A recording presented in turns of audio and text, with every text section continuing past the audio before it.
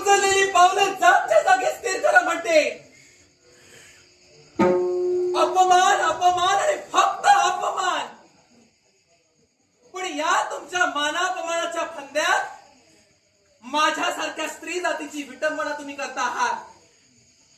मला सांगा, भरलेल्या स्वयंवर मंडपात माझा मनपसंतीचा स्वयंवर, माझ्या मनानं वर निवडण्याचं व्यक्ती स्वातंत्र्य माझ्या पित्यानं मला दिलं असताना ते माझं व्यक्ती स्वातंत्र्य हिरावून घेण्याचा अधिकार तुम्हाला कोणी दिला? सुरुवात कोणी केली? मी केली की तू केली? तुम्ही केला. कशी काय? तुमच्या कृतीने तुम्ही स्पष्ट केलं ते. मग तू काय केलं ते सुद्धा मी सांगितलं. भरलेल्या स्वयंवर मंडपात तुम्ही माझा हस्त धरलात, माझं हरण करून स्वयंवर मंडपातून तुम्ही गेलात. याचं कारण काय? मी नाक मुरडलं म्हणून. हो. सुयोधन, हस्तिनापूरचे युवराज तुम्ही. मुळात नाक मुरडलं या गोष्टीवरून माझ्यासारख्या स्त्री तत्वाची जर विटंबना तुम्ही जर करत असाल तर हा तुमचा निव्वळ बालिशपणा आहे. पण तरी सुद्धा तुम्ही जर तुमच्या मतानं ठाम असाल तर मी सुद्धा माझ्या कृतीनं ठामच आहे. होय, मी भरलेल्या स्वयंवर मंडपात तुम्हाला पाहून नाक मुरडलं. पण मला सांगा, ते व्यक्ती स्वातंत्र्य माझं होतं. नाक मुरडणं या कृतीचा अर्थ काय होतो? नाक मुरडणं या कृतीचा अर्थच मुळे असा होतो, एखाद्या गोष्टीत आपली नापसंती असणं.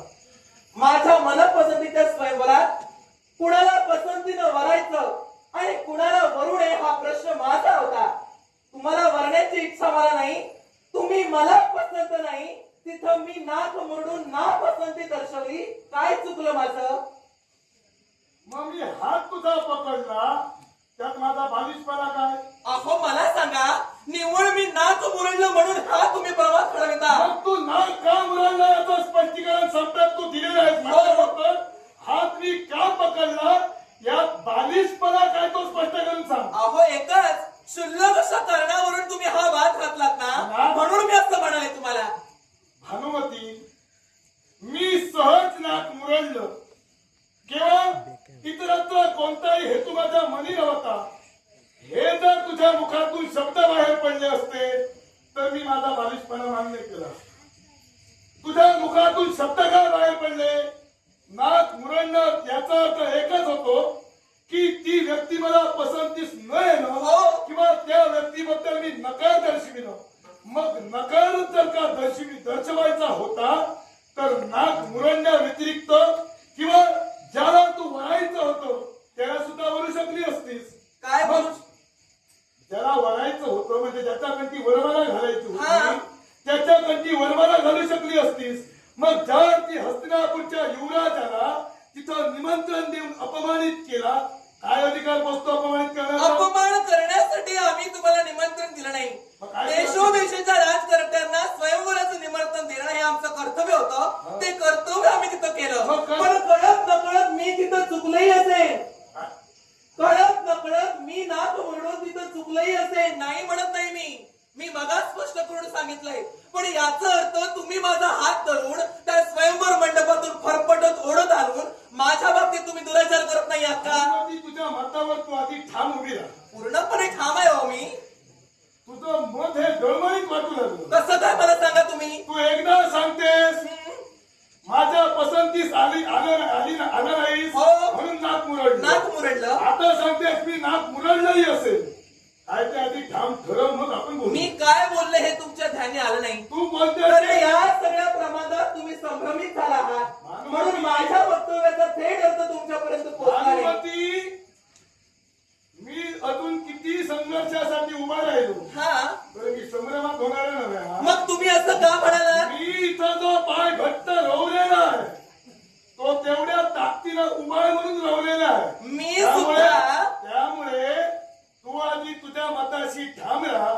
तुझ्या मुखातून जे शब्द बाहेर पडले त्या शब्दाशी शेवटपर्यंत ठाम राहा. नंतर आपण बोलू. मी जे बोलते ते विचार करून बोलते, बोलून विचार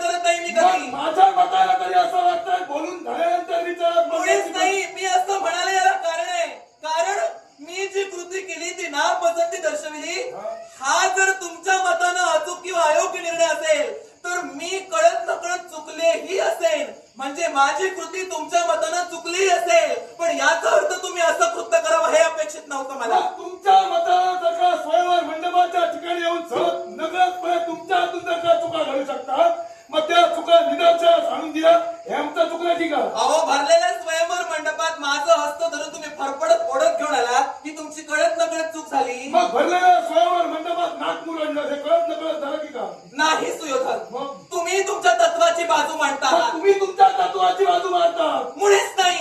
मी तुम्हाला शेवटपर्यंत एकच सांगेन, काय ते? जिथं मी तुम्हाला वरत नाही, जिथं तुम्ही मला पसंत नाही, तिथं हा अट्टास काही कामाचा नाही. मला फक्त एक सांगा, माझं हस्त धरून तुम्ही इथं फरफडत ओढत घेऊन आला, आता याच्या पुढे तुम्ही काय करणार? याच्या पुढे एकच, जर ती स्वयंवर मंडपातून तुला इथवर घेऊन आलो, हा, आता त्याच्या पुढची जबाबदारी माझी.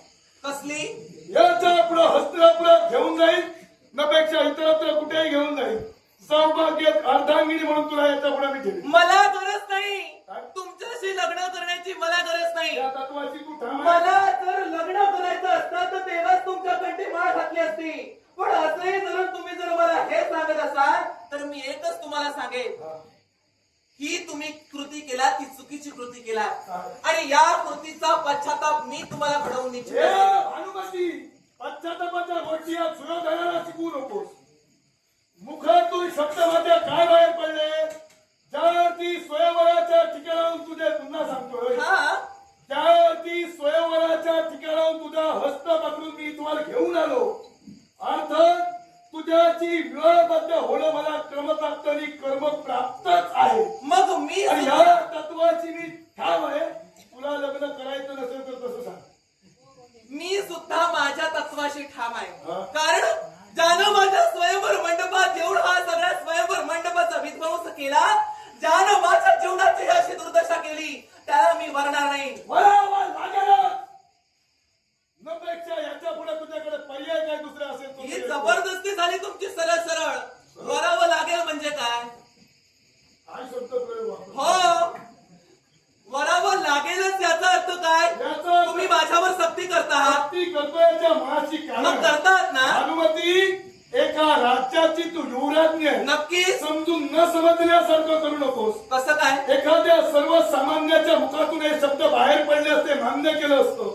कारण भरलेल्या स्वयंवर मंडपाच्या ठिकाणावर तुझ्या हस्ताला धरून मी घेऊन आलो.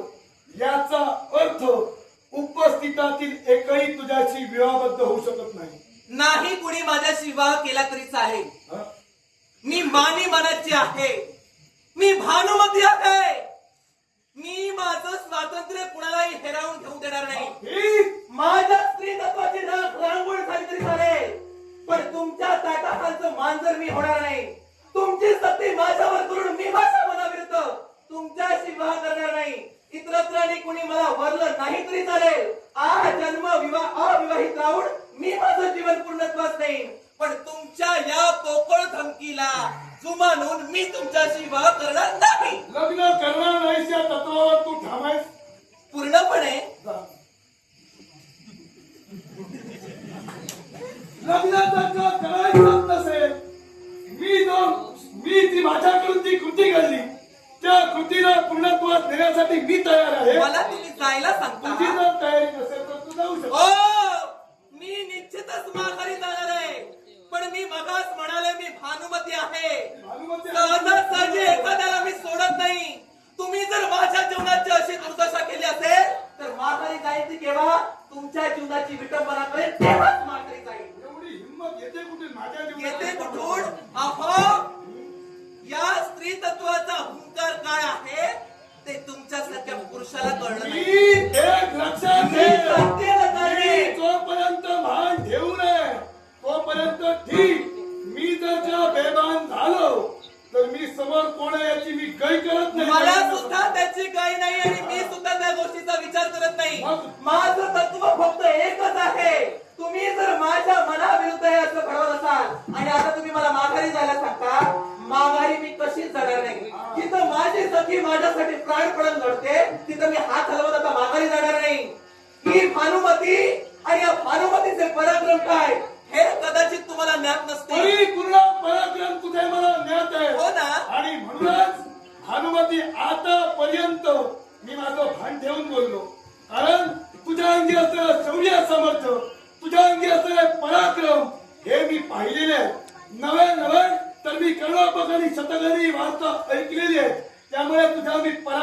केव्हाही दोष देणार नाही. आतापर्यंत तुम्ही माझे फक्त पराक्रम पाहत आलात. हा.